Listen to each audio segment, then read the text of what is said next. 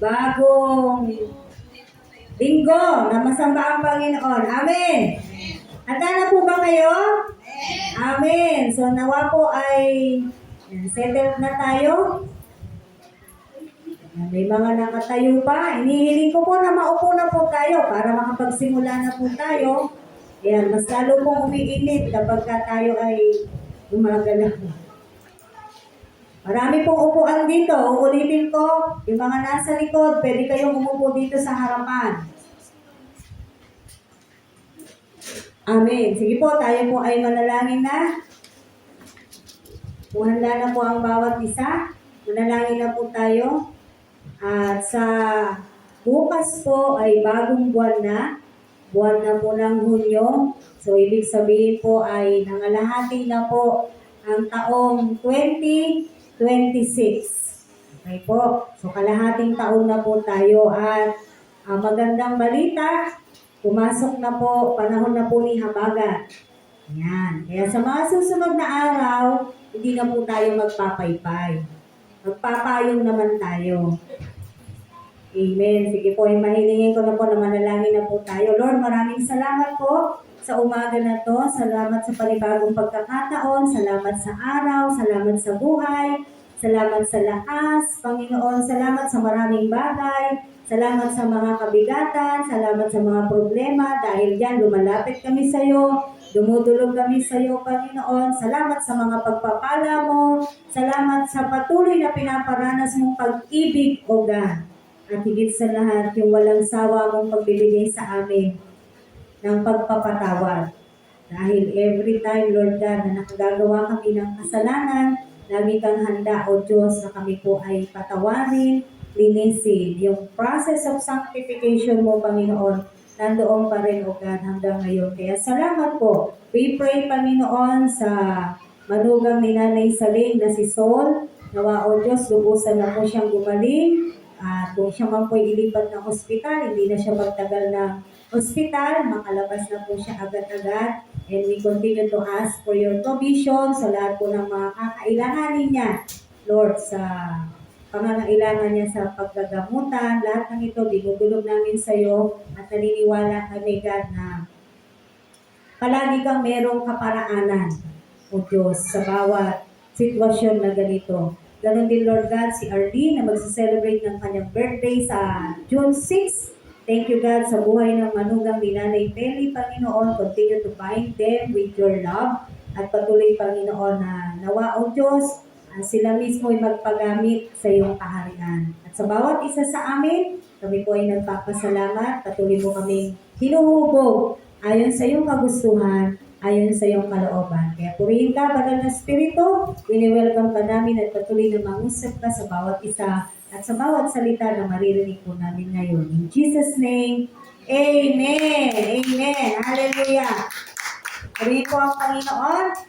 Amen. So, nung mga nakakaraan, i-recap lang po natin yung ating pong mga pinag-usapan ngayong buong buwan ng Mayo. Matatapos na po tayo sa series ng ating pinag-uusapan. Yung unang linggo, makinig ka, and then, sumunod ka, tapos, pagpapalain ka, nung nakaraang linggo ay, magbigay ka. Ayan. So, nakita niyo po yung akbangin ng mga pagtuturo na binibigay sa atin ng Panginoon.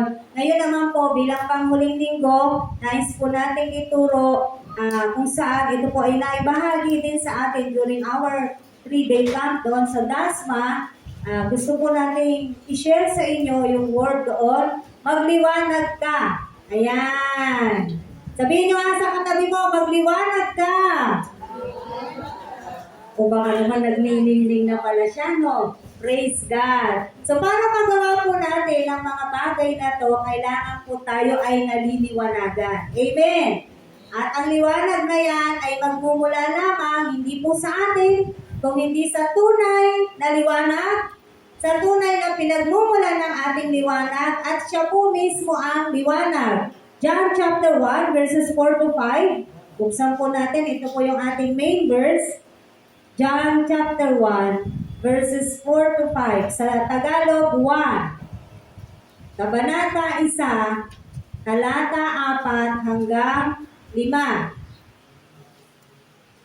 John 1 verses 4 to 5. Nakita na po natin sa 1. Basahin po natin. Mula sa Kanya ang buhay. At ang buhay ay siyang ilaw ng sangkatauhan. Nagliliwanag sa kadiliman ang ilaw at hindi ito kailanman nagapi ng kadiliman. Salamat Panginoon sa iyong mga salita. Sa araw na to, buksan mo gan ang bawat isip, bawat puso.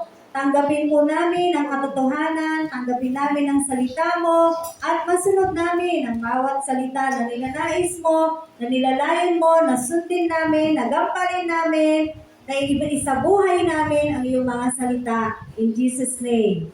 Hallelujah. Sabi po rito ng ating pong main verse, sabi diyan, mula sa Kanya ang buhay. Wala naman pong kontra dyan dahil yun po ang totoo. Amen? Tayo po ay nilikha ng Diyos, kaya ang buhay po natin ay mula sa Diyos. At ang buhay ay siyang ilaw ng sangkatauhan. Verse 5, nagliliwanag sa kadiliman ang ilaw at hindi ito kailanman nagapi ng kadiliman. So dito pa lang, we are already victorious. Bakit? Ang Diyos natin, ang liwanag natin, yung kasama natin, yung nananahan sa atin kahit kailan, hindi po siya nagapi ng kadiliman at kahit kailan, hindi po siya magagapi ng kadiliman.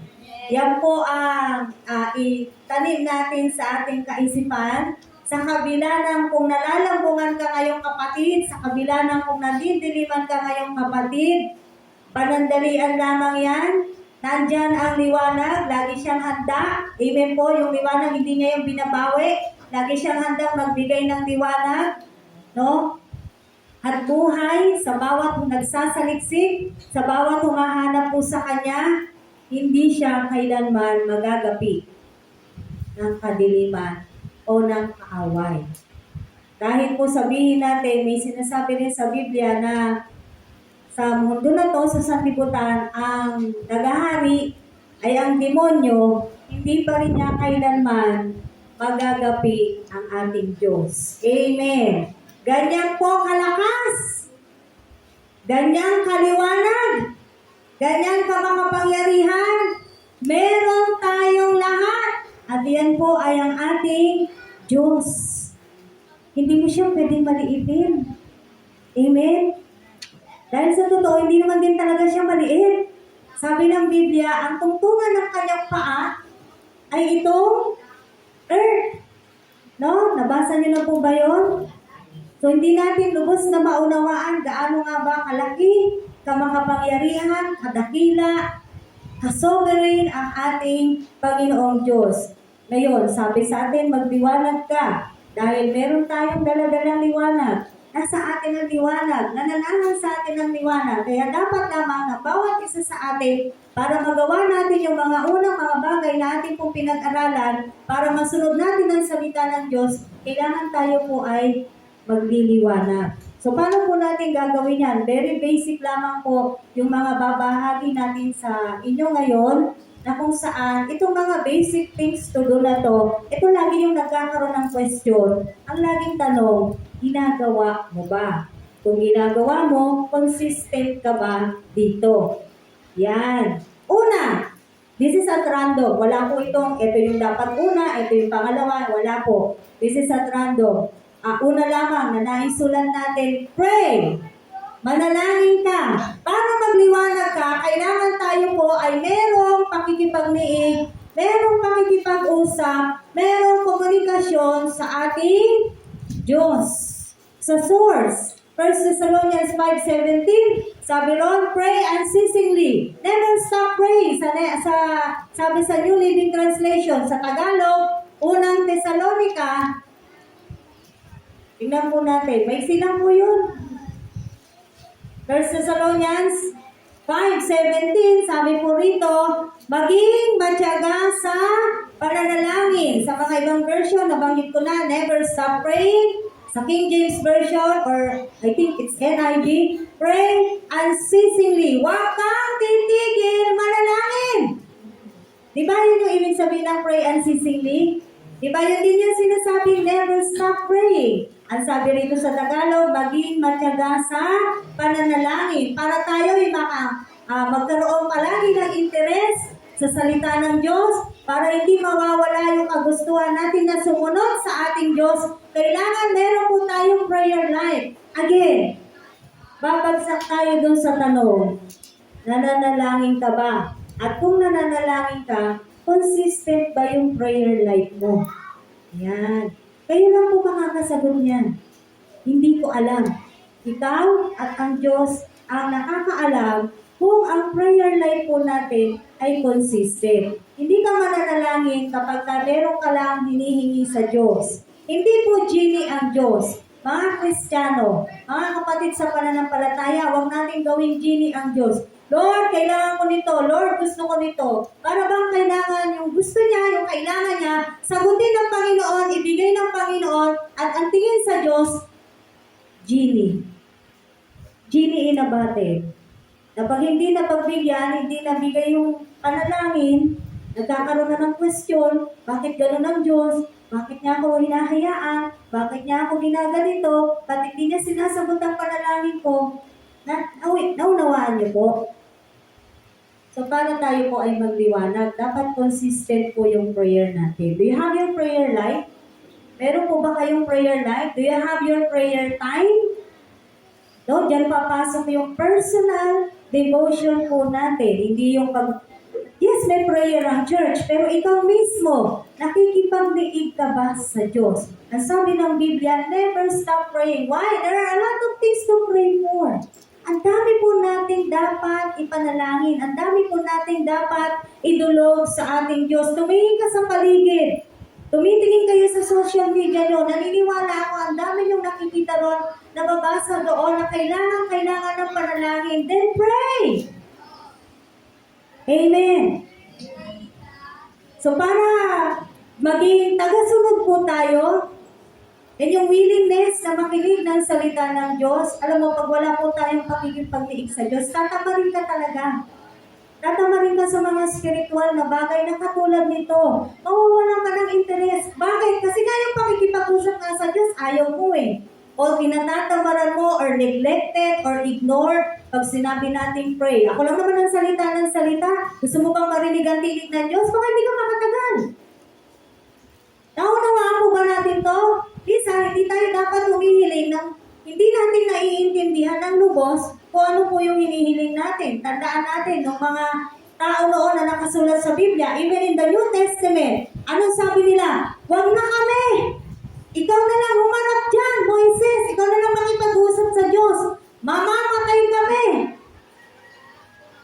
Hindi nila matagalan ang presensya ng Diyos. Amen. Pero balik tayo doon sa verse na po natin, never stop praying. Huwag po tayong tumigil sa pakikipagdiig, kakapanalangin sa ating Diyos. Kung gusto po natin kausap, yung mga kaibigan natin, kamag-anak natin, kapamilya natin, amen?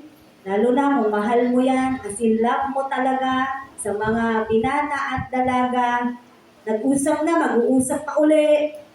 Diba? Ganyan yung mga sobrang in love. Gusto nilang kausap yung tao na yun dahil mahal na mahal nila. Ang tanong, mahal na mahal mo ba ang Diyos? Yan.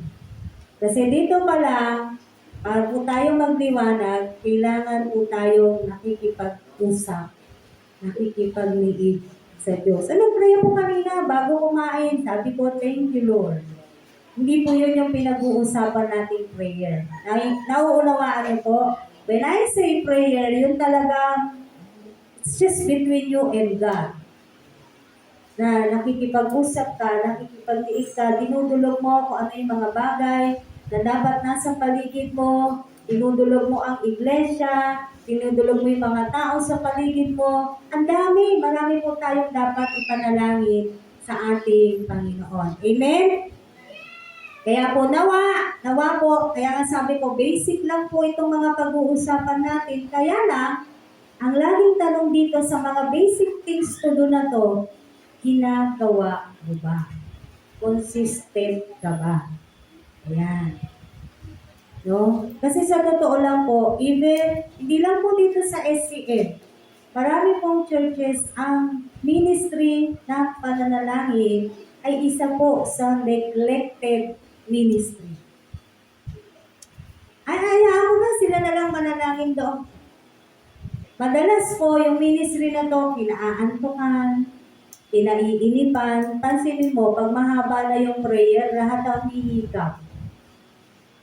Na ano nyo, napapansin po ninyo, sasabihin, ay ayan na, si pastora habang manalangin niya. Ako. Ayaw na pagka gano'n na po yung mga ano. At ang nakakalungkot po nito, mga Kristiyano yung umaayaw sa gano'n. Di po ba? Pag oras ng panalangin, this is the most neglected ministry. Yan, dyan naman sila na lang mag-pray. Pero di ba, anong sabi natin? We are church. We should be praying as a church. We should be united as a church. Whatever we do it as a church. When the church be blessed, sino mabibless? The church. Tama po ba?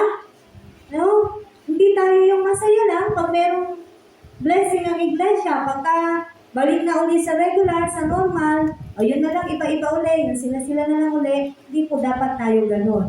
So, never stop praying mga kapatid. Ang dami po natin ipapanalangin. Sa government lang po natin, ang dami po nating dapat ipag-pray. Lalo na po yung mga nangyayari ngayon sa Senate, diba? Yung mga hinalal natin. So, we need to pray for them. Pangalawa, una, manalangin ka para magliwanag ka. Pangalawa, mabuhay ka sa liwanag. Live in the light. Ephesians 5, 1-14. Medyo mahaba po ito. Ephesians 5. Gusto ko po siyang basahin sa New Living Translation. Verses 1-14. Sabi po rito, meron po siyang subtitle, Living in the Light, dito sa New Living Translation. Dito ko po siya babasahin. Imitate God, therefore, in everything you do, because you are His dear children. Live a life filled with love, following the example of Christ. He loved us and offered Himself as a sacrifice for us, a pleasing aroma to God. Let there be no sexual immorality, impurity, or greed among you. Such sins have no place among God's people. Obscene stories, foolish talk, and coarse jokes. These are not for you. Instead, let there be thankfulness to God. You can be sure that no immoral, impure, or greedy person will inherit the kingdom of Christ and of God. For a greedy person is an idolater, worshiping the things of this world. Verse 6, don't be fooled by those who try to excuse these sins, for the anger of God will fall on all who disobey Him. Don't participate in things these people do. For once you were full of darkness, sabi niya sa verse 8, for once you were full of darkness, but now you have light from the Lord, so live as people of light. For this light within you produces only what is good and right and true. Carefully determine what pleases the Lord. Take no part in the worthless deeds of evil and darkness. Instead, expose them. It is shameful even to talk about the things that ungodly people do in secret. But their evil intentions will be exposed when the light shines on them. For the light makes everything visible. This is why it is said, awake, O sleeper, rise up from the dead, and Christ will give you light. Amen. Napakaganda po ng sinasabi rito sa Efeso, kung saan may mga sinasabi ang salita ng Diyos po rito. Ito na po yung mga dapat hindi na natin sinasabuhay. Amen. Sabi, for once you were full of darkness, nasa verse 8 po yung sinasabi ko, but now you have the light from the Lord. Dati nasa kadiliman din tayo. Dati maaaring nagagawa ang mga ilang bagay dito na nakasulat sa Biblia. Ito mga binanggit dito sa Biblia, dito sa Efeso na binasa po natin, anong sabi? Walang lugar sa kaharian ng Diyos yung mga taong ganito. Nabasa niyo po ba? Walang lugar ang mga ganitong tao sa Biblia sa kaharian ng Diyos. Yung mga sexual immorality, impurity, or greed, yung pagiging sakit, lahat halos gusto sa kanya kasi nga sakit. No? Hindi gusto ng Panginoon yung mga ganitong uri na pamumuhay, yung mga pananalita, obscure jokes, sabi ng Biblia, hindi ako may sabi, no, that's not obscure joke, horse jokes, ano sa Tagalog yun? Ano sabi doon? Verse 4, 3 and 4. Kayo'y mga hinirang ng Diyos, kaya hindi dapat mabanggit lamang sa inyong usapan ang anumang uri ng pakikiapid, karumihan o pag-iimbot, gayon din ang anumang malaswa o walang kauguluhang usapan at pagbibirong di nararapat. Sa halip, pagpasalamat kayo sa Diyos. Can't you see? Pati sa pananalita, kahit sa pagbibiro, kung ang mga biro ay hindi tama, hindi magandang salita at lumalabas sa mga bibig, hindi na dapat ganyan ang lumalabas sa mga labi, lalo na ng mga Kristiyano, katulad po nating mga nananampalataya na sa Panginoon. For once you were in darkness, but now you have the light. Tama po ba? Noon tayo ay nasa kadiliman, ngayon meron na tayong liwanag. Kaya itong mga bagay na to, na sinasabi sa atin sa salita ng Diyos, hindi na po natin dapat siya sinasapamuhay. Kaya nga, live in the light. Mabuhay ka na sa liwanag. Kasi yung liwanag, expose niya yung mga dilim na ginagawa po natin. By the way, kung ma-expose man yan, mga kapatid, okay lang, mapapahiya ka talaga. Tama? Bawa, ma-expose ka sa ginawa mo, sa kasalanan mo. Ay, ganito ka pala dati, ganyan. Expose siya ng liwanag. I-expose ng God yan. Pero huwag kang mag-alala.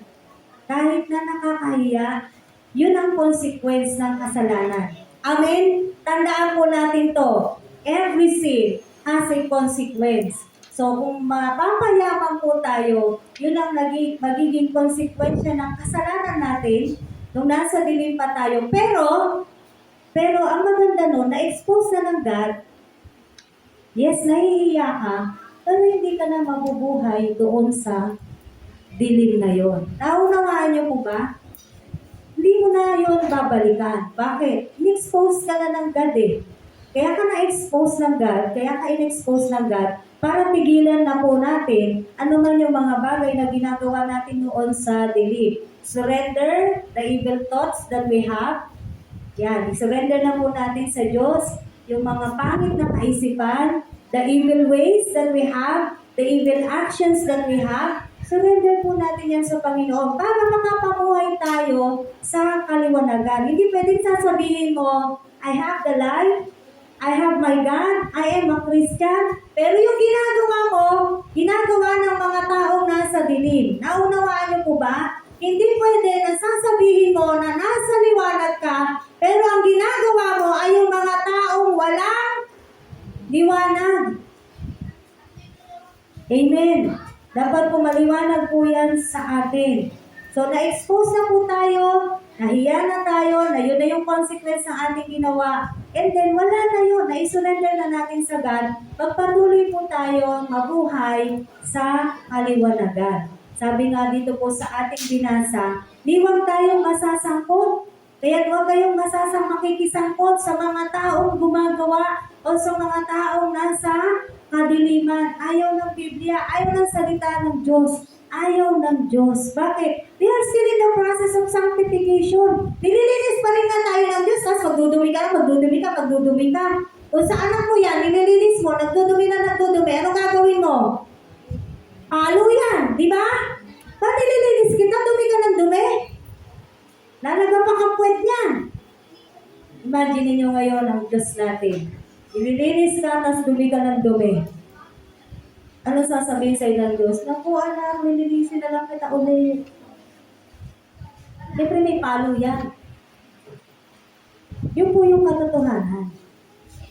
Amen. Dahil ayaw ng Diyos na kasalanan. Ayaw ng Diyos ng mga ganitong uri ng pamumuhay. Kaya nga sinasabi po sa atin ngayon, we must live in the light. It is very urgent, again I say, it is very urgent na tayo po talaga ay magturo ng magturo, magtiyagang magturo, magpahayag ng salita ng Diyos, because the days are very evil. Pero kung siguro naman, ano kayo, no? Aware kayo sa nangyayari sa bansa natin, sa paligid natin. Pero na namang ni-rape na 3 years old, at alam niyo ilang taon ang nanggahasa? 12, tsaka 8. Napalitaan niyo ba yun? 3 taong batang babae ni-rape. Nang isang lasing, actually 2 sila, yung 8 taon tumakbo, yung 12 anyos ang nagpatuloy. Yung pumatay doon sa mag-ina, alam niyo ilang taon yung nagmasakit ngayon? 14 years old. Alam niyo ba't nila ginagawa yun? Aware na sila sa batas natin ngayon na hindi sila makukulong. Kaya kahit gawin nila yun, pumatay man sila, hindi sila makukulong. Dahil yun ang batas natin. Kaya gusto natin magturo ng magturo, magtiyaga tayo ng magtiyaga ng magturo sa mga tao, sa mga bata. Yung mga magulang, gusto din natin turuan. Kaya sa June 7, magyakap kayo ng magyakap ng mga magulang. Hindi para dun sa gawain, kundi para maging kagamit-gamit tayo sa ating society. Mga kapatid, one reason why God called us is for us to be useful in our society. Para makatulong tayo sa mundong ginagalawan po natin. At paano tayo makakatulong? Sa pamamagitan po ng pagtuturo, matyagang pagtuturo sa kanila. Amen. Dahil ganyan na po ang takbo ng mundo natin ngayon. Sabi nga, pabata na ng pabata yung gumagawa ng mga karumal-dumal. Pero mo 12 years old naglalasing? No, hindi ko ma-imagine 12 years old, 8 years old. Noong mga batang 90s ako, mga kaedad ko na yan, nagtatatakbo pang walang salawan. Tapos ngayon, yung kamalayan nila, sobra na. No? So we must be the light in our community. We must be light in our society. We must give light to our nation. Kahit maliit lang yung naiilawan natin, okay lang. Basta naiilawan natin sila. Amen! We have work to do. Ikaw at ako. We have a lot of work to do. Never forget, when God called you, when God called me, di niya tayo tinawag na, oh, Jenny, maupo ka lang. No. God called us for a mission. And that is Matthew 28 verses 19 to 20. Lagi nating inuulit-ulit ito dahil kailangan na ng mundo natin ngayon na magganon tayo, humayo tayo ng humayo at gawing alagad ni Kristo ang lahat ng bansa. Again, hindi naman tayo kailangan pumunta ng Japan, ng Korea, o kung ano mang bansa.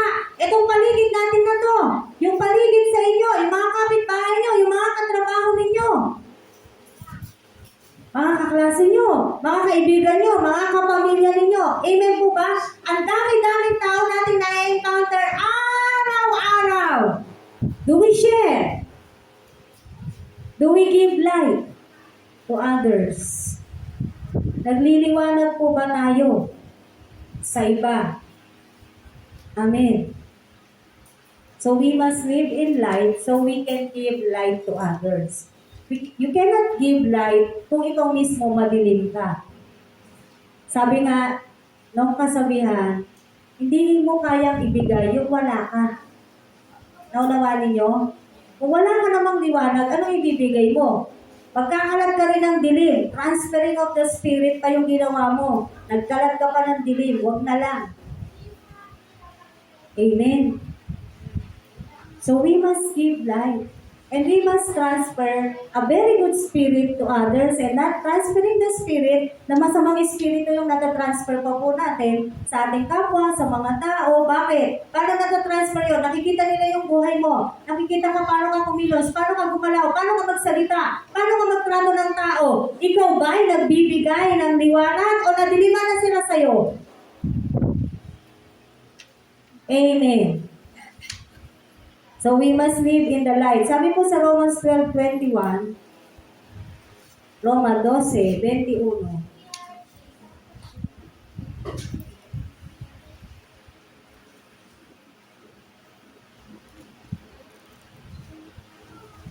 Ay, ganito pala. Sorry. Roma po, Roma. Mali ako ng bukas. Roma 12:21. Mga kapatid, pwede ba natin basahin sabay-sabay ng malakas? 1, 2, 3. Huwag kang padaig sa masama, kundi daigin mo ng mabuti ang masama. Amen!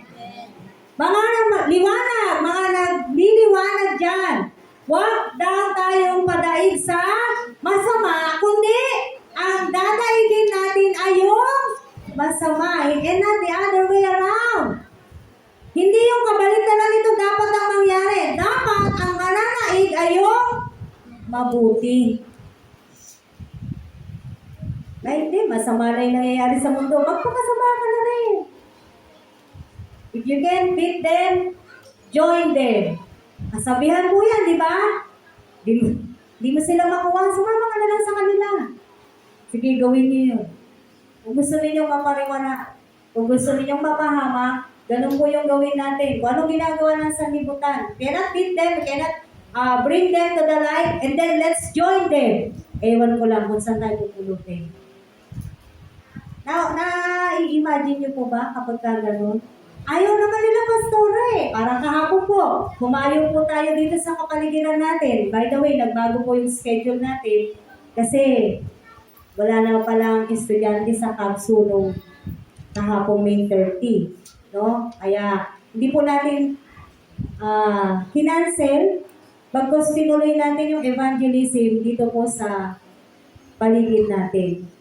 At grupo-grupo kami, and while I am observing, yung mga kasama ko, nagtatanong sila, kilala niyo po ba sila anak ng Diyos?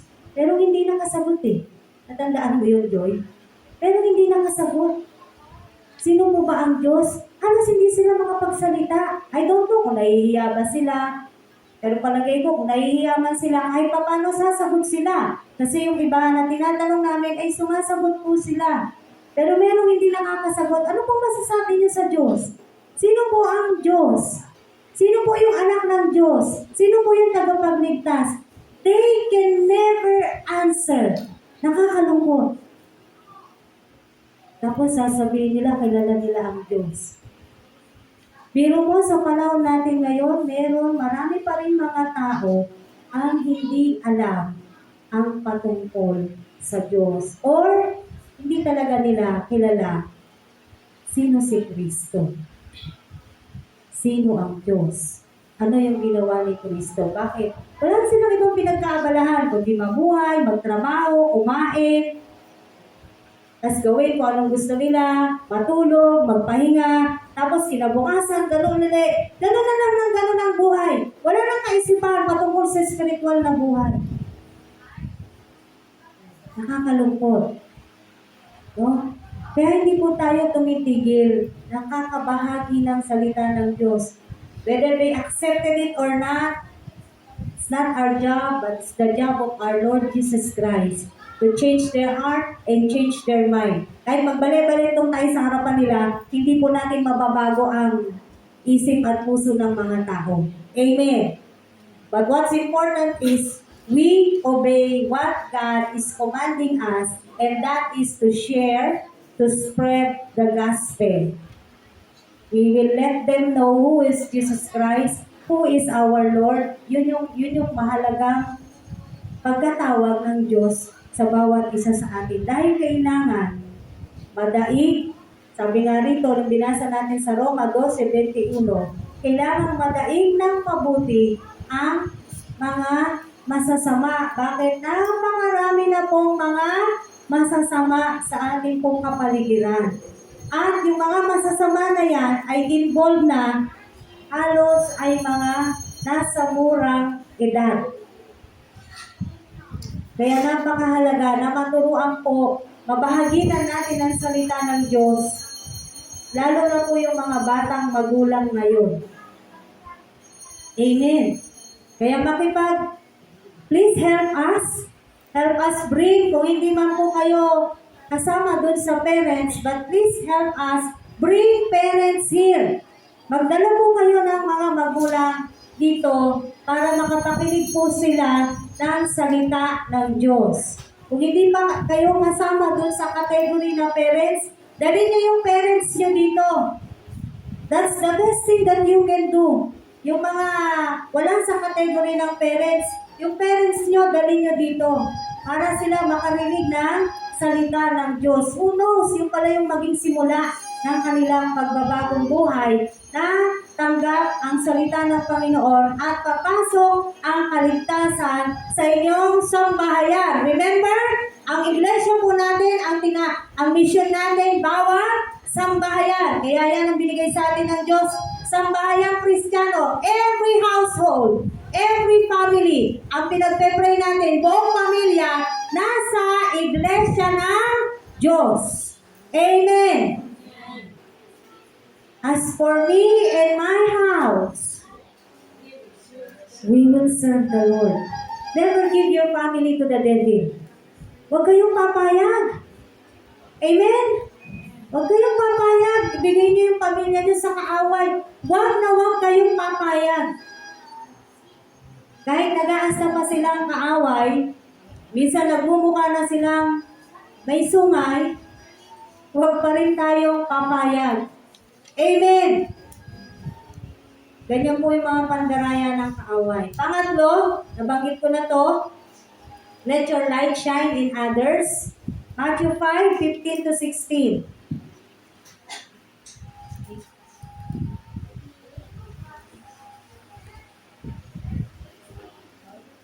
Matthew 5, verses 15-16. Ito po yung nabanggit ko na kanina. Let your light shine in others. Yan. Yung liwanag po natin, hayaan natin na maningningan po yung iba. Bakit?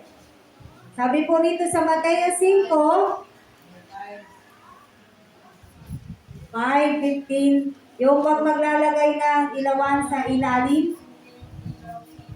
Yan, ito po. Walang nagsisindi ng ilaw at naglalagay nito sa ilalim ng takalan. Ano ba yung takalan? Sa halip ay inilalagay ito sa talagang patungan upang matanglawan ang lahat ng nasa bahay. Gayun din naman, dapat ninyong paliwanagin ang inyong ilaw saan? Sa harapan ng mga tao upang makita nila ang inyong mabubuting gawa at luwalhatiin ang inyong amang nasa langit. Amen! May tanong po ako sa inyo. Pag brown out, pagsisindi kayo ng kandila, saan nyo nilalagay? Sa ilalim? Pero wala naman naglalagay ng kandila sa... Di ba yung itatago mo? Ay dito ka nga sa ilalim. Wala naman, di po ba? Kaya natin yung sinindihan, brown out, madilim, gusto natin ng liwanag. Dahil kapag madilim, maraming pwedeng mangyari. Pwede tayong mapahamak. Kahit na sabihin mo, kabisado mo yung bahay mo. Pwede kang madapa, pwede kang madulas. Pag madilim, walang liwanag. Mapapahamak at mapapahamak ka kapag ka po madilim. Tama po? CCR ka, madilim. Naidaw-daw mo pala yung kamay mo dun sa bowl. Nakakapa mo sa tabo. Nakapa mo yung bowl. Diba? Hindi naman pong malayong mangyari yung mga bagay na yon. Pero ang sabi, balik po tayo dito sa ating verse. Walang naglalagay o nagsisindi ng ilawan tapos ilalagay niya lang sa ilalim. Hindi po. Ang purpose kung bakit tayo nagsisindi ng ilaw para magbigay ng liwanag. Magtanglawan ang mga nasa bahay. Amen. Tayo po ay mga ilaw. Tayo po ay mga nagliliwanag. Yan. Saan tayo nilalagay ng Diyos? Napapansin niyo ba? Hindi tayo tinatago ng Diyos. Amen? Hindi niya rin po tayo nilalagay sa likuran. Tayo po ay inilalabas ng Diyos, pinapalabas ng Diyos, para makapagbigay po tayo ng liwanag sa iba. Amen? Dahil ang sabi nito ng verse 16, napakaganda. Gayon din naman, dapat niyong paliwanagin ang inyong ilaw. Kumusta po ang ilaw ninyo? Yan. Kumusta po ang mga ilaw ninyo? Kung yan po ay aandam-andam, agapan nyo na po na huwag po yan tuluyang mamatay. Lahat po ng Kristiyano dumadaan sa paandam-andam na ilaw. Dumadaan sa panlalamig. Naunawaan niyo po? Dumadaan yan sa panlalamig kasi maaaring may pagsubok, may sakit, at kung ano-ano pang nararanasan sa buhay. Kaya minsan, nawawalan ng gana sa pamumuhay Kristiyano. Pero tandaan po natin, ang Diyos hindi po nag-give up sa atin. Ikaw, nidiliman ka, pero patuloy tayong binibigyan ng liwanag ng ating Diyos. Amen. Kaya mga kapatid, yung liwanag mo ngayon, ang sabi, saan tayo ilalagay? Doon sa ibabaw, doon sa labas, para maliwanagan ang iba. Para mabigyan natin sila ng liwanag. Amen. At nang sa ganon, ano sabi? Upang makita nila ang inyong, alin daw? Masasamang gawa?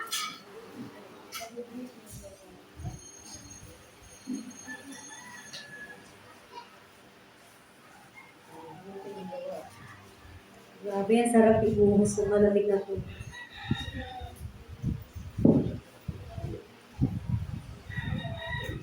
Para makita ang mabubuting, nakita niyo po yan, meron siya yung gawa, meron siyang adjective, meron siyang panglarawan ng salita.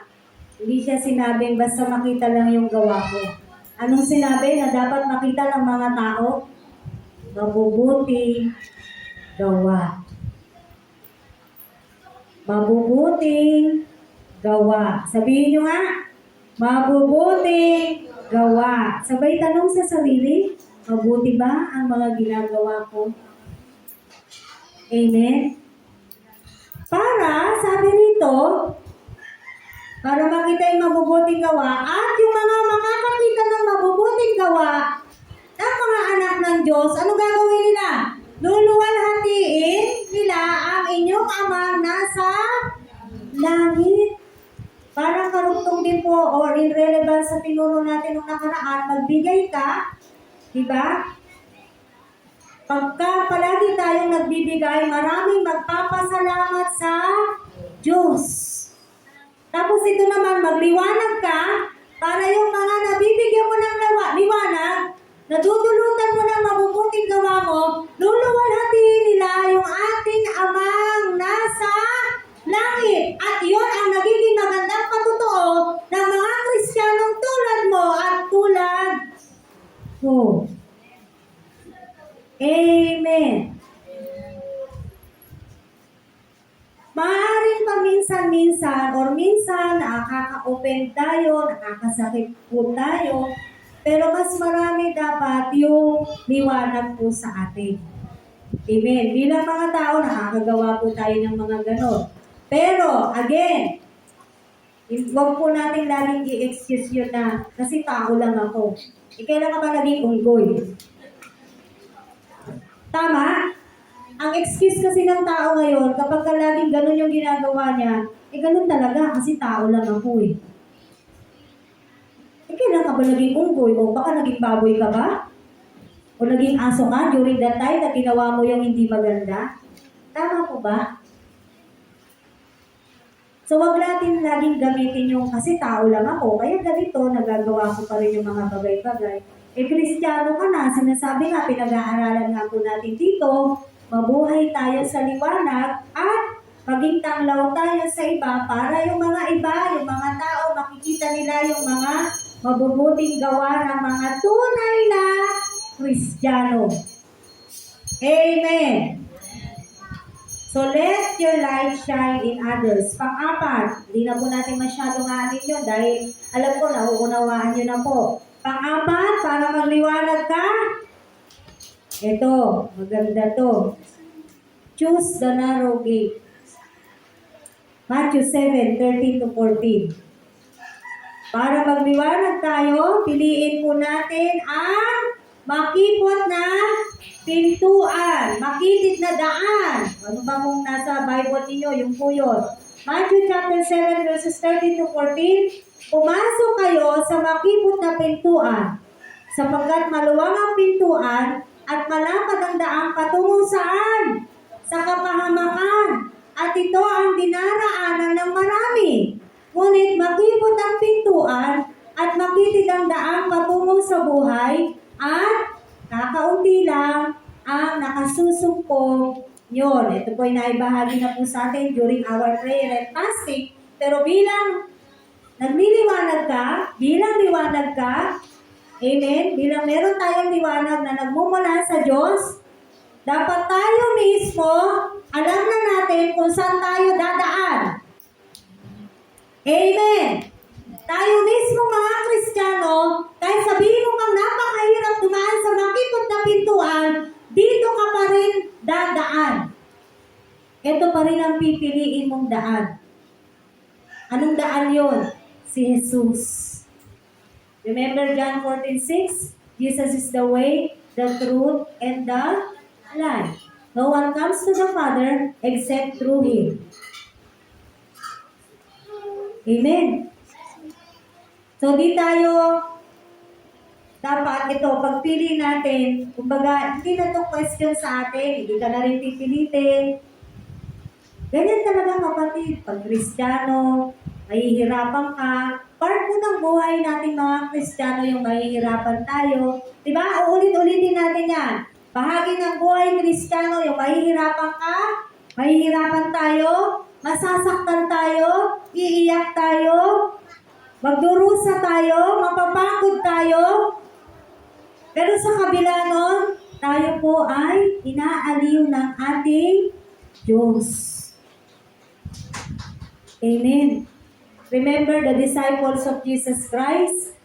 Kung paano po sila namatay, balik-balikan niyo po. May binalatan ng buhay. May ginawang target. Umiikot siya pa ganyan. Tapos siya yung pinatarget. May pinako ng pabaliktad. Si Pedro nga ba yun? Pinako ng pabaliktad. Amen? Pero inihulog sa kumukulong langis. Ayun si John, nabuhay yun. Kasi may purpose ang God. Sa kanya pinasulat yung pahayag. Kaya kahit kumukulong langis yung pinag-anuhan sa kanya, nabuhay pa rin po si John. Si Juan. Yung sumulat na pahayag or no revelation. Amen. Yung sinasabi ko, sa Nigeria, araw-araw may pinupugutan ng ulo. May pinapatay ng mga Kristiyano.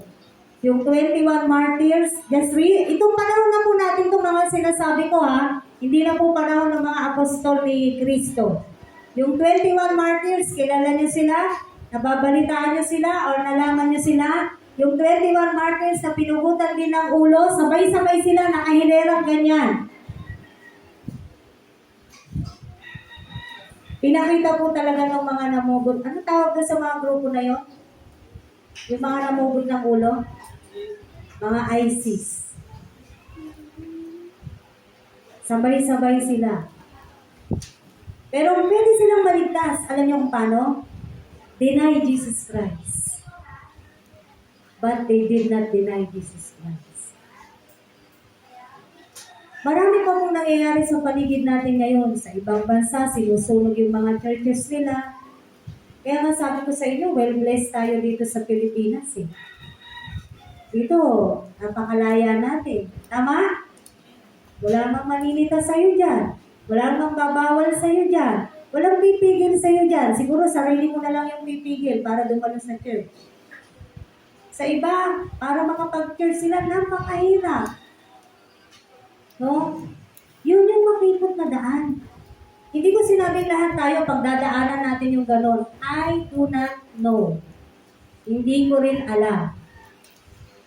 Dahil hindi po ako Diyos. Pero ang sinasabi ko, yung realidad ng pamumuhay ng isang Kristiyano, mararanasan po talaga kapag Kristiyano kang tunay na sumusunod naglilingkod sa Diyos, mararanasan talaga natin yung lahat ng sinabi ko, mahihirapan ka, mapapagod ka, masasaktan ka, mapoprostrate ka, madidisappoint ka. Pero, meron din po yung kasiyahan. Meron din po yung kagalakan. Meron po yung kapayapaan. Sa kabila ng mararanasan mo yon, ay ina-at peace po tayo ng ating Diyos. Na huwag tayong mag-alala kung nararanasan mo po natin yung mga ganon sa pamamagitan ng pagsunod natin sa Diyos. In His time, meron pong reward na ibibigay ang ating Diyos sa bawat tunay na Kristiyano na nagdurusa, no? Sabi nga sa awit, hindi ko po ano sa inyo, may panahon ng pag-awit, pero meron ding panahon ng kagalakan. Amen? Kaya nga lumabas din siguro yung kantang, pag-iyak ay magtatagal na magdamag. Ngunit galak ay dumarating sa umaga. Hindi po nagpapabaya ang Diyos. Maaaring sa gabi umiyak ka, pero i-comfort ka ng God. Maaaring kahapon naranasan na nahirapan ka, pero i-comfort ka ng God. Napakasarap po sa Diyos. Kaya mga kapatid, nasa liwanag ka na, huwag ka na pumunta sa dilim. Amen! Pwede ba sabihan mo yung katabi mo? Huwag ka nang lilipat. Ay, sa liwanag ka na eh. Diba? Gusto mo ba bang bumalik sa dilim? Nasa liwanag ka na? Tapos ang God, parang ganyan. Siya yung source, diba? Nililiwanagan kanyang pilit ka namang lumalayo. Huwag kang malikot. Huwag magalaw. Para yung liwanag, hindi na, kasi yung iba sinasabi, wala, hindi naman ako sinasamahan ng Diyos. Nawala na ang Diyos sa buhay ko. Hindi po. Hindi po nawawala ang Diyos. Amen? So in conclusion mga kapatid, we must stay connected with the source. Kilala po natin yung source natin. Amen? So stay connected with the source. Stay connected with the true light. At yan po yung ating tagapagligtas. Siya po ang ating Panginoong Jesus. Huwag na huwag po natin hahayaan na pa-disconnect po tayo sa ating source. Sa talagang tunay na liwanag, sa tunay na ilaw. In our application, mga kapatid, ignite your life. Painitin mo ng painitin ang iyong liwanag. Amen? Pagliwanagin mo ng pagliwanagin ang iyong ilaw. Light your fire.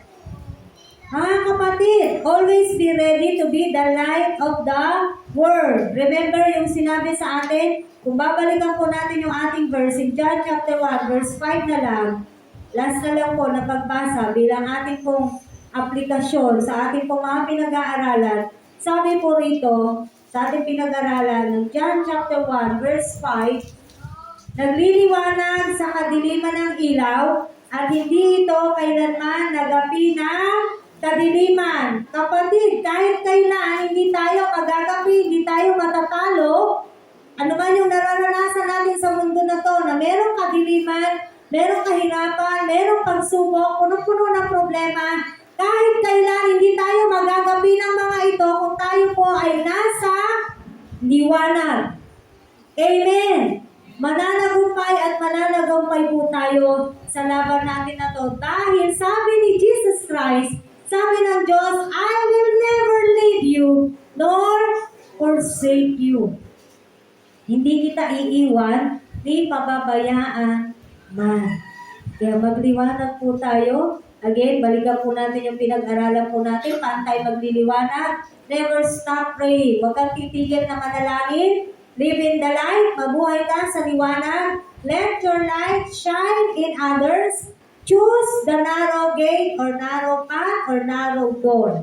Piliin po natin yung makipot na pintuan kasi alam natin, ito po yung daan patungo sa ating tagapagligtas. Kahit na masikip, kahit na mahirap, kahit na makipot, amen? Okay lang yan. Alam mo, pag lumusot ka doon sa makipot, paglusot mo doon, napakaganda nung naghihintay sa atin. Ang Diyos po mismo ang nagsasabi niyan. No eye has seen, no ear has heard, no mind can know what God has in store for us. Kung ano man po yung nasa kaisipan natin na maganda, higit pa doon. Kung ano man yung nai-imagine natin na napakaganda, higit pa doon. Sabi nga, no eye has seen, no ear has heard, no mind can store. Walang nakauunawa kung gaano kaganda ang inihanda ng Diyos sa lahat ng mapupunta sa Kanyang kaharian. Handa ka na ba, kapatid, na mapunta sa Kanyang kaharian? Handa ka na ba? Magliwanag ka. Amen? Sabihan po natin yung mga katabi natin, magliwanag ka. Namamatay na, sindihan natin. Sino po yung naaandap-andap na? May posporo ako dito. Hindi po. Madali. Masisindihan naman yan kung nadidiliman na po. Kung namamatay-matay na, pwede na po tayong magpasindi. Amen! You have to do your part. Kailangan po, gawin po natin yung bahagi natin para magliwanag po tayo. Tayo po ay manalangin. Hallelujah.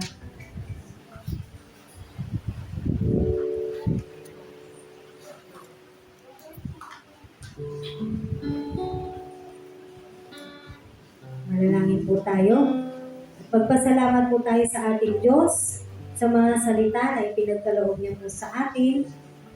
At ito pong kaloob niya ngayon at tayo po ay magliwanag. Napakabuti po ng ating Panginoon. Hallelujah. Lord, maraming salamat. Thank you, God, for your word. For all the words that we have heard, that we have learned, that we have studied. Thank you. Salamat po, O Diyos. Ang galing mo talaga. Ang galing-galing mo. At napakabuti mo para bigyan kami palagi ng mga paalala, bigyan kami ng mga babala, bigyan kami ng encouragement, bigyan kami ng kasiyahan, bigyan kami ng kalakasan. O Diyos, lalo na sa spiritual na pamumuhay po namin. Maraming salamat po. Na sa kabila ng mga nararanasan po namin ngayon, nariyan ka, hindi ka tumitigil na magbigay ng liwanag sa amin. Hindi ka nga umaalis, Lord. At hindi ka nagsasawa na kami ay pagliwanagin. Salamat po. At ngayon, alam namin, Lord, kahit kailan hindi magagapi ng kadiliman ang liwanag na nagmumula sa iyo. That's why, Lord, we just thank you. We are blessed. Mapalad kami, Panginoon. Kahit na minsan nakakaranas kami ng kadiliman, kahirapan, mga pagsubok na mabibigat. Pero mapalad kami kasi alam namin, magtatagumpay kami dahil sa iyo. Dahil nandyan pa rin ang liwanag mo. Dahil nandyan ka pa rin. Hindi ka lang basta nandyan, nananahan ka pa sa amin. Kaya salamat po, Panginoong Jesus. Nawa, O God, na-inspired kami, lumakas kami, mas lalo po kami nagkaroon ng kasigasigan para ipagpatuloy yung pagkakatawag po sa amin. To continue to spread your word, to continue to share your gospel, and to continue to let the people know. That we will continue to proclaim your name, Jesus Christ, our Lord and Savior. Amen.